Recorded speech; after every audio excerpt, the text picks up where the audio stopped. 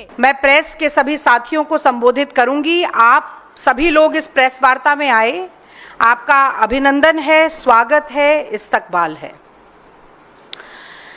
सेना के शौर्य पर सियासत करते हैं, सेना के शौर्य पर सियासत करते हैं, वर्दी की कीमत क्या जाने, जो सूनी मांग को इंसाफ दिला ना सके, वो मांग में सिंदूर की कीमत क्या जाने।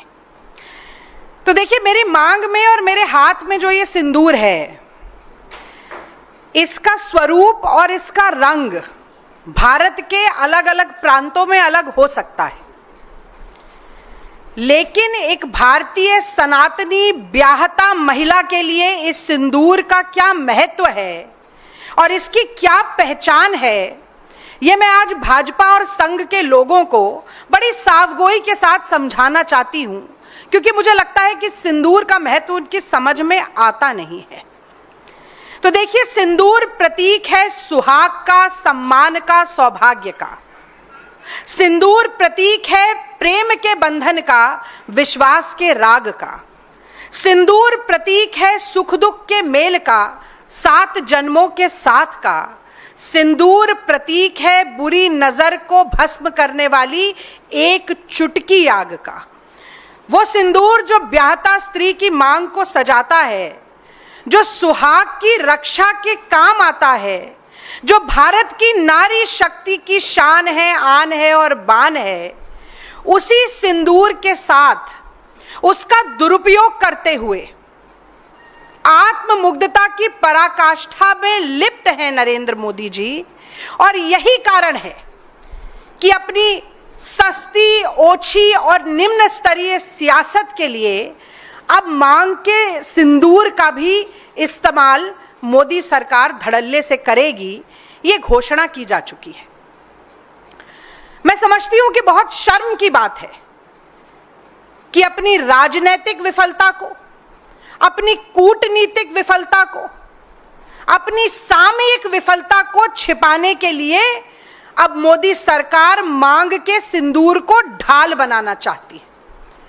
और मैं जानना चाहती हूं कि सेना के पराक्रम का श्रेय, सेना की बहादुरी का श्रेय, सेना की वीरता का श्रेय बटोरने के लिए आखिरकार मोदी सरकार किस हद तक नीचे गिरेगी।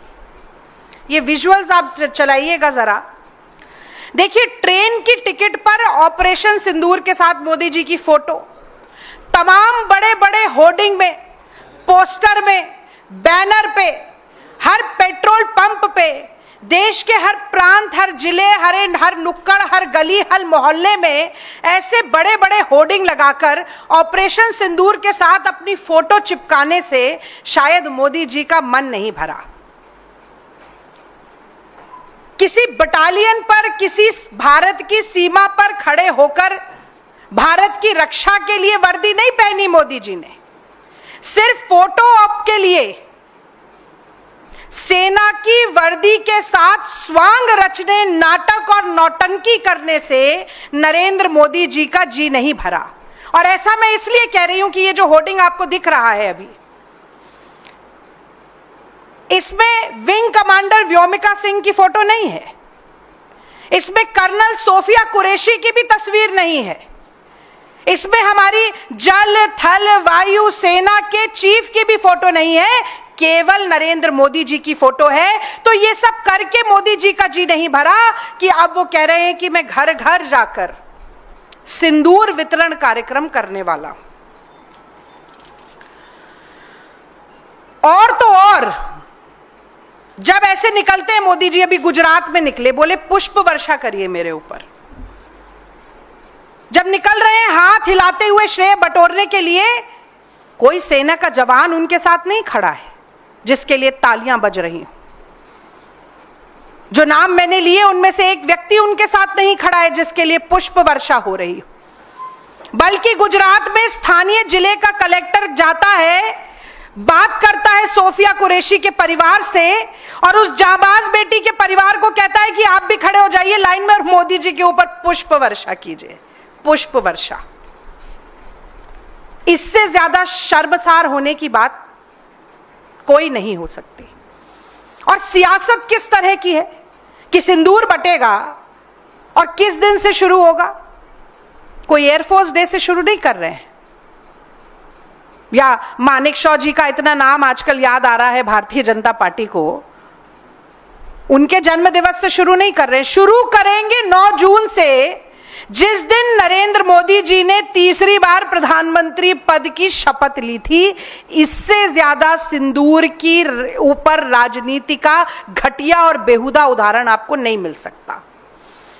लेकिन मैं कहती हूं कि मोदी जी, फिर भी अगर आप सिंदूर बांटना चाहते हैं जाके घर घर, तो मेरे 3 सवाल हैं जिनका जवाब आपको, भारतीय जनता पार्टी और संघ के कार्यकर्ताओं और नेताओं को, इस देश की महिलाओं को, बेटियों को जरूर देना चाहिए।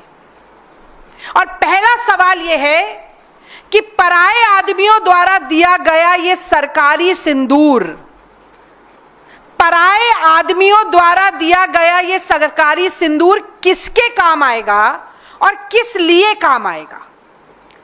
तो जो हिंदू धर्म के स्वघोषित ठेकेदार हैं, संघी और भाजपाई, क्या वो नहीं जानते हैं कि भारत में हिंदू सनातनी ब्याहता महिला जो है, उसे बिछिया, मंगलसूत्र और सिंदूर ससुराल से मिलता है।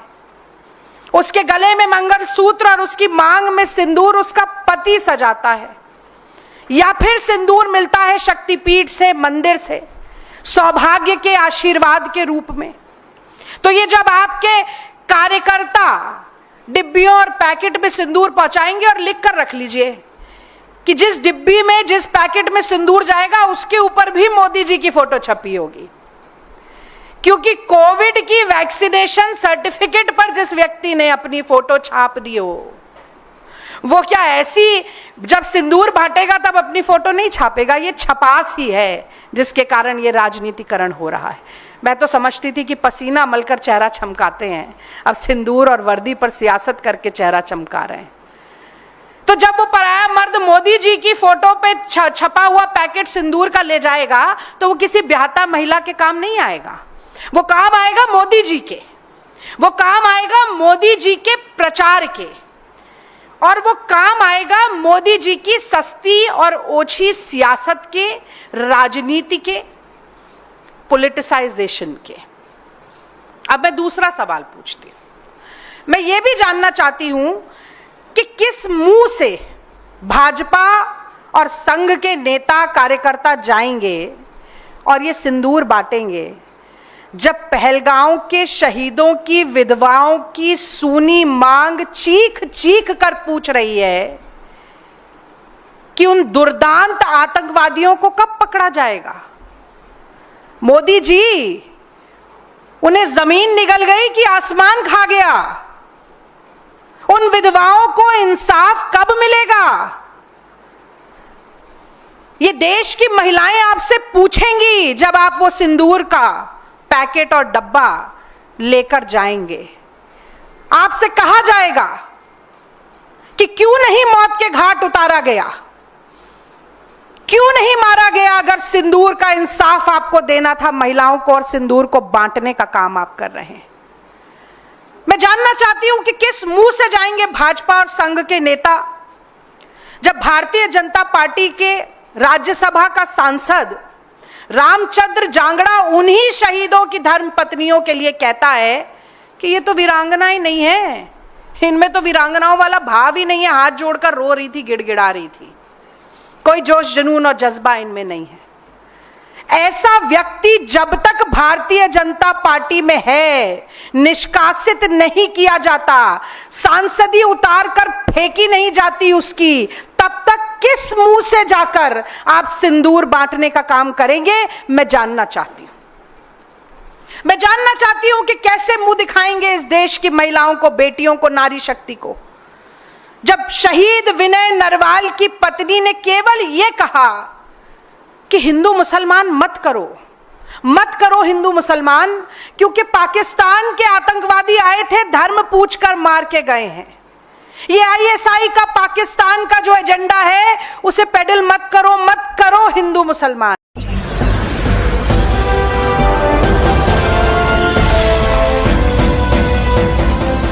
आप देख रहे हैं 99 राष्ट्र सबसे पहले।